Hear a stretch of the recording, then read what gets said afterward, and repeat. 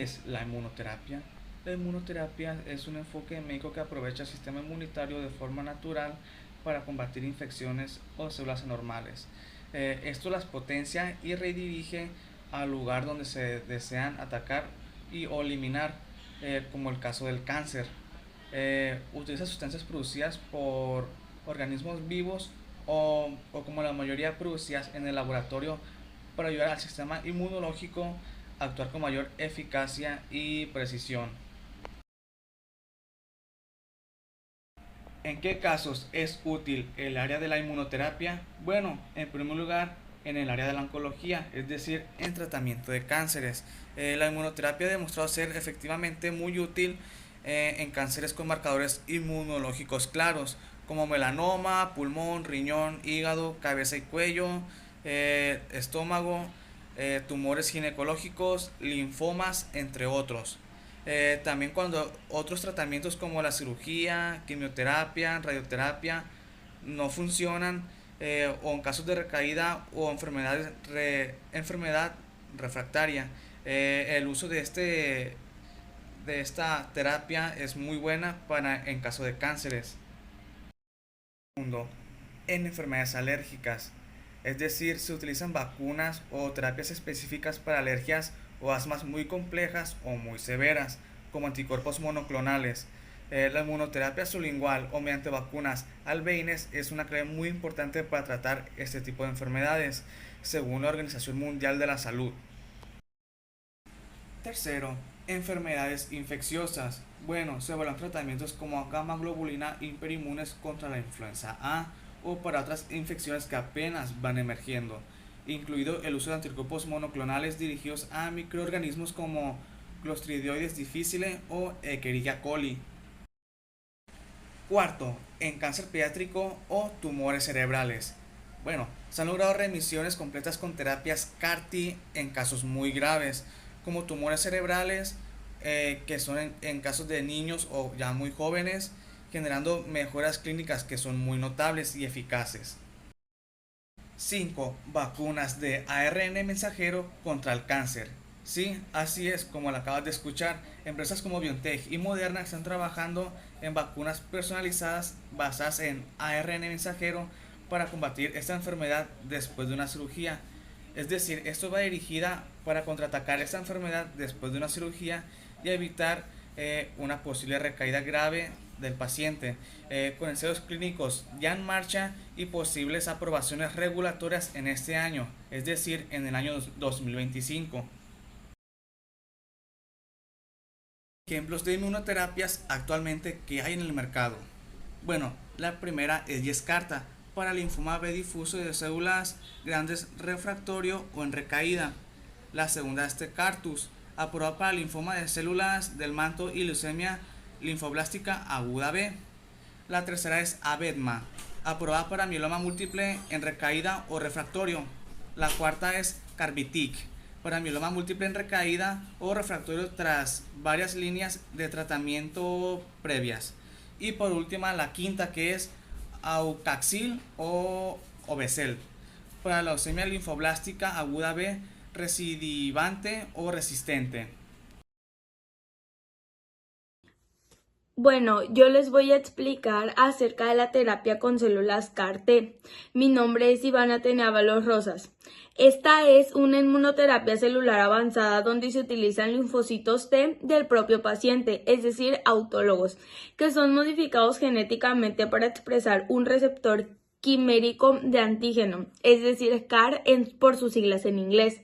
Este receptor va a combinar la capacidad de un anticuerpo para reconocer un antígeno específico de la célula tumoral con la maquinaria citotóxica natural que tiene el linfocito T. Dentro de los fundamentos y el procedimiento general, tenemos que primero se va a hacer una extracción de los linfocitos T mediante aféresis. Después vamos a pasar a la modificación genética, generalmente con vectores virales, para insertar el gen que codifica el CAR. Después de esto vamos a pasar a la expansión in vitro de los linfocitos modificados para alcanzar una cantidad terapéutica. Luego, la infusión de estas células CAR-T nuevamente en el paciente. Los CAR-T van a reconocer las células tumorales que expresan el antígeno Diana y las van a destruir de una manera dirigida. Dentro de los ejemplos clínicos tenemos Kimmtrak. Este está aprobado para leucemia linfoblástica aguda de células B en niños y adultos jóvenes. Está mostrado una tasa de remisión completa superiores al 80% en casos refractarios. Y después de esto tenemos también a Yescarta, indicado en linfoma difuso de células B grandes en recaída o refractario, que ha logrado respuestas duraderas en pacientes sin opciones terapéuticas previas. Bueno, hablaremos sobre los anticuerpos monoclonales. Estos desde el diagnóstico hasta el tratamiento en enfermedades complejas tienen un impacto que es profundo y creciente. Dentro de su definición dice que son proteínas diseñadas en laboratorio que imitan la acción de anticuerpos naturales que son dirigidos a un blanco específico, que sería el antígeno. El origen de estos fueron desarrollados por Kohler y Milstein en 1975, que años después, en 1984, fueron ganadores del Premio Nobel. Ahora bien, ¿cómo funcionan los anticuerpos monoclonales? Estos se producen a partir de un solo clon en células B, lo que esto garantiza una especificidad. Y se diseñan para unirse a moléculas específicas en células patológicas como puede ser la C20 en linfomas. Estas pueden bloquear receptores celulares, pueden activar sistema inmunológico y pueden transportar fármacos o radioisótopos directamente en lo que son las células diana.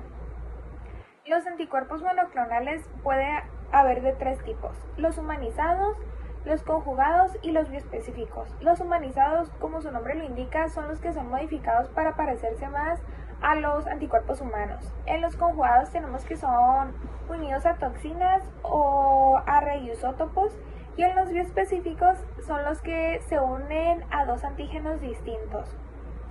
Los anticuerpos monoclonales también tienen aplicaciones clínicas en lo que son el cáncer, las enfermedades autoinmunes y el COVID-19. En el cáncer tenemos el rituximab, que es el linfoma, y el trastuzumab, que es el cáncer de mama HER2 positivo. Dentro de las enfermedades autoinmunes tenemos el adalimumab, que es el de artritis reumatoide y el Crohn. Y en el COVID-19 tenemos el Retrovirban y otros para una prevención y un tratamiento en fases tempranas. Estos también se rigen por unas normativas y estándares. Dentro de estas normativas tenemos las internacionales como la FDA, la EMA y la USP. La FDA nos dice que regula su aprobación bajo estándares de seguridad, eficiencia y calidad. La EMA nos exige estudios clínicos de la fase 1 hasta la fase 3 y farmacovigilancia post su comercialización. Y la USP establece estándares de referencia para calidad y pureza en lo que son los anticuerpos monoclonales. En México tenemos COFEPRIS, que es la Comisión Federal para la Protección en Riesgos Sanitarios. Esta juega un papel muy clave e importante en lo que son los anticuerpos monoclonales, ya que especialmente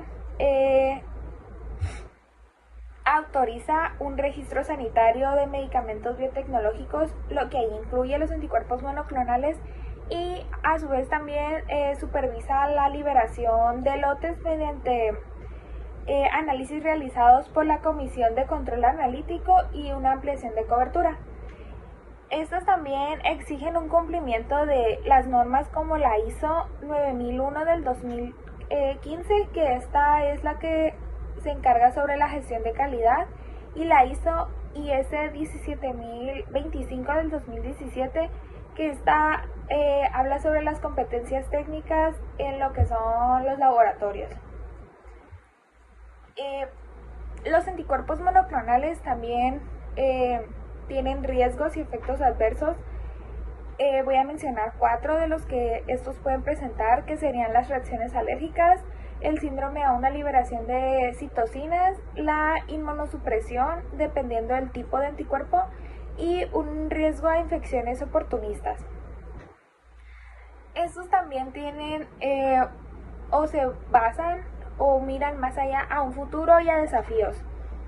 Estos pues pueden ser un desarrollo de anticuerpos más duraderos y menos inmunogenéticos. Pueden tener aplicaciones en neurología y en enfermedades raras, así como en terapias génicas.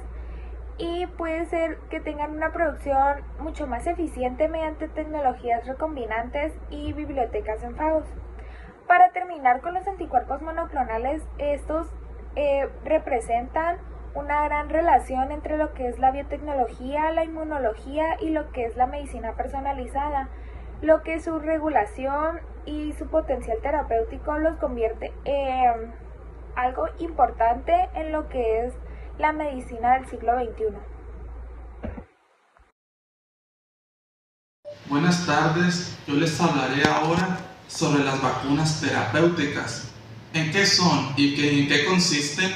Estas, a diferencia de las vacunas tradicionales, no buscan prevenir las enfermedades, sino tratar las ya existentes, sean cáncer o infecciones crónicas. Estas funcionan al estimular el sistema inmune del organismo del paciente para que reconozca y destruya a las células enfermas.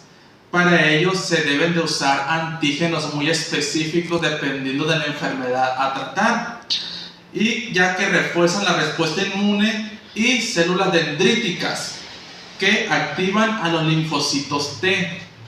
Un ejemplo de vacuna terapéutica es la denominada Sipuleucel T, aprobado para el cáncer de próstata. Aquí se extraen células del paciente, se entrenan en el laboratorio con un antígeno del tumor y se reinyectan para que ataque a las células cancerígenas. Otro caso de vacuna terapéutica es la denominada T-VEC, usada contra el melanoma, que utiliza un virus modificado denominado vector, con el fin de infectar el tumor y al mismo tiempo activar el sistema inmune. En conclusión, este tipo de vacunas es un avance muy significativo en la inmunoterapia, ya que estas permiten utilizar nuestro propio mecanismo de defensa del organismo para luchar contra las enfermedades que son difíciles de tratar mediante métodos convencionales. Eso sería todo, gracias. Mi nombre es Génesis Carisma y hoy les vengo a presentar sobre el panorama actual y futuro de las tres inmunoterapias presentadas. La primera de ellas es la terapia con células CAR-T, en las cuales se usan en leucemias y linfomas con alta tasa de remisión, pero con importantes efectos secundarios. En el futuro apunta a mejorar la seguridad, abarcar tumores sólidos y crear versiones off the shelf. La segunda son los anticuerpos monoclonales, en las cuales bloquean las señales tumorales, activan células inmunes o entregan fármacos. En el futuro serán bispecíficas, trispecíficas, formatos innovadores y combinaciones con terapias génicas. Y por último están las vacunas terapéuticas, en las cuales estimulan el sistema inmune contra tumores existentes, pero son pocos efectivas en sólidos. En el futuro serán personalizadas con neoantígenos y combinadas con inhibidores del checkpoint para dar respuesta. En conclusión, el CAR-T destaca en hematológicos anticuerpos monoclonales, tienen un amplio uso y versatilidad. Las vacunas terapéuticas buscan personalización y mayor eficacia. Todas avanzan hacia combinaciones estratégicas y tecnologías más seguras y efectivas. Eso es todo. En conclusión, hoy la inmunoterapia es considerada una de las revoluciones más importantes de la medicina moderna, porque no se limita a combatir la enfermedad con fármacos o con radiación, sino que aprovecha algo mucho más poderoso, que es la capacidad del propio sistema inmune para reconocer y eliminar lo que está dañando a nuestro organismo. A lo largo de esta presentación vimos 3 técnicas y 3 estrategias principales para reconocer este tipo de terapias. La primera fue con las células CAR-T, que consiste en modificar linfocitos del propio paciente para que ataquen a sus células cancerígenas. También vimos los anticuerpos monoclonales, que estos están diseñados en laboratorio para bloquear moléculas específicas que ayudan a las células enfermas a crecer y propagarse. Y por último vimos las vacunas terapéuticas, que estas, en lugar de prevenir, buscan entrenar a nuestro sistema inmune para responder contra enfermedades que ya están presentes, como en algunos tipos de cáncer o infecciones crónicas. Lo interesante de todas estas técnicas es que ya han demostrado resultados muy prometedores con el tratamiento de enfermedades graves como son la leucemia, linfomas, el cáncer de mama, meloma e incluso patologías autoinmunes. Y que aunque aún existen desafíos muy importantes en la biotecnología y en la medicina, es el alto costo y la necesidad de personalización que los avances actuales nos permiten imaginar un futuro en el que estas terapias sean más accesibles y formen parte del tratamiento estándar en la práctica clínica. Y esto llegue a todos, no solamente en el primer mundo. Se puede decir que en conclusión, la inmunoterapia no solamente es una herramienta más, sino un verdadero cambio en el paradigma de la medicina. Nos representa esperanza para ayudar a los pacientes, un avance gigantesco en la tecnología, en la biotecnología y en la medicina moderna. Esto todo para los pacientes que antes tenían pocas opciones y nos muestran un camino hacia tratamientos más efectivos, personalizados y humanos.